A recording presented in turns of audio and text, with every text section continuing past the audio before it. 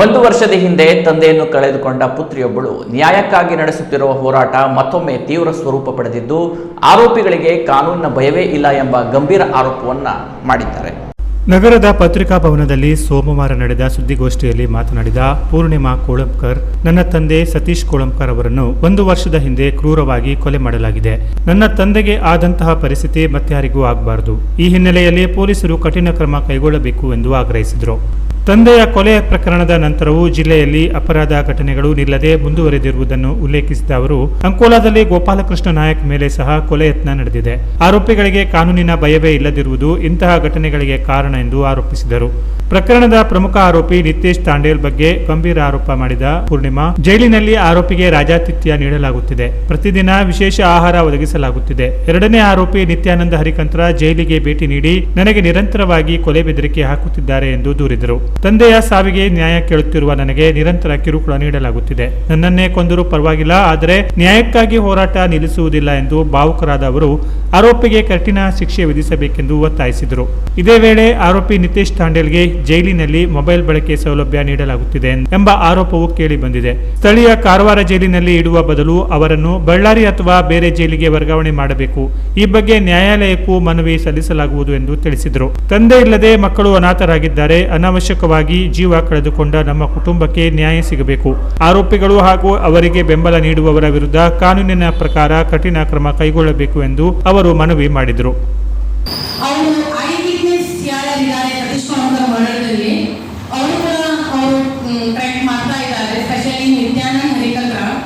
Nitesh Tandel phone ಇಂದ ಎಲ್ಲ phone screens ಎಲ್ಲ he's having the telephonic the private phones has been used by him, and his charge sheet ಆದ್ಮೇಲೆ he started making the people of the eyewitness, he started giving the movies to the eyewitness. ಅದಕ್ಕಾಗಿ eyewitness ಕೂಡ they are also getting scared of him because even they are the human beings, even they are having the families. So you all have all the judge in the jail, those are the responsibility. See that the Nitesh Tandel should not get to use his own self. Accused number 2 and accused number 3 should not come again and again to meet him, and he should not even tackle the eyewitness. Even hinge dhamki ಕೊಟ್ಟು the eyewitness ಗೆ ಅದು eyewitness ಹೆಂಗೆ ಬರೋದು ಮುಂದೆ, ಹೆಂಗೆ ನ್ಯಾಯ ಸಿಗೋದು ನನಗೆ ತಂದೆಗೆ? ಕಾನೂನಿಂದ ನಾನು ಹೋಗ್ತಾ ಇದ್ದೀನಿ. I will not break the ಕಾನೂನು, but by hook or by crook I will be giving the justice to my father who was my world, and I have lost a golden piece and a diamond piece from my hand. This should not happen to any other girl. ಅಪ್ಪ ಇಲ್ಲಂದ್ರೆ ಹುಡುಗಿದು ಜೀವನಕ್ಕೆ punishment ಸಿಗಲೇಬೇಕು. Hanging has early as possible.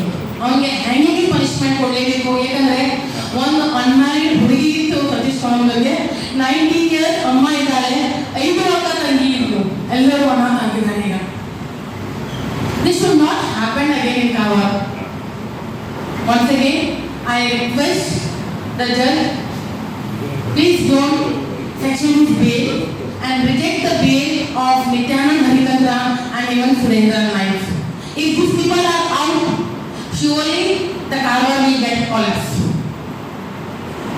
Openly market they are murderizing the people. Recently again it got half murder in Angola. This will happen again and again if these people come out. ಒಂದು ಆರೋಪಿ local ಇದ್ದ ನಿತೇಶ್ ತಾಂಡೇಲ್, ಅವನಿಗೆ local ಜೈಲಲ್ಲಿ ಇಟ್ಟಿದ್ದಾರೆ. he can be shifted to Ballari jail and any other jail. Local to local ಅವನಿಗೆ ಇಲ್ಲಿ ಇಟ್ಟಿದ್ರೆ ಅವನ ಫ್ಯಾಮಿಲಿ ಮೆಂಬರ್ಸ್, ಎವ್ರಿಬಡಿ ಫ್ರೆಂಡ್ಸ್, ಅವನ ಫ್ರೆಂಡ್ಸ್ ಇದ್ದಾನೆ, ಅವನು ಸುನೀಲ್, ನಿತೇಶ್, ನಿಲೇಶ್ ಯಾರೆಲ್ಲ daily food are available are sent for him by home ಅಲ್ಲಿ. ಅವನಿಗೆ ಇಲ್ಲಿಂದ ಶಿಫ್ಟ್ ಮಾಡಲೇಬೇಕು. ಬಳ್ಳಾರಿ ಶಿಫ್ಟ್ ಮಾಡ್ರಿ. ಲೋಕಲ್ ಅಕ್ಯೂಸ್ಡ್ಗೆ ಲೋಕಲ್ ಊರಲ್ಲಿ ಇಟ್ಟಿದ್ದೀರಿ ಅಂತ ನಾನು ರಿಕ್ವೆಸ್ಟ್ ಮಾಡ್ತಾ ಇದ್ದೀನಿ. Canara plus news Karwar.